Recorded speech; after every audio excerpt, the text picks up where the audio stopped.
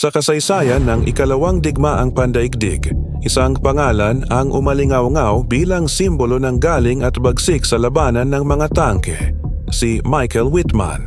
Sino nga ba ang sundalong Aleman na ito na kinilala bilang isa sa pinakamahuhusay na tank commander ng kaniyang panahon? Ipinanganak sa isang simpleng bayan.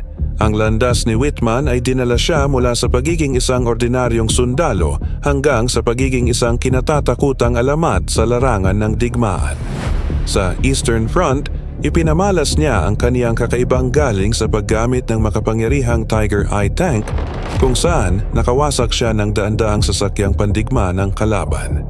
Ang kaniyang pinakatanyag na laban ay sa Villers-Bocage sa Normandy, kung saan mag-isa niyang hinarap at winasak ang isang buong batalyon ng mga puwersang Briton.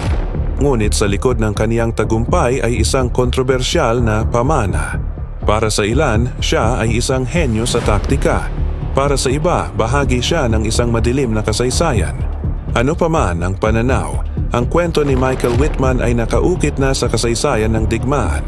Kung gusto niyong malaman ang buong kwento, huwag kalimutang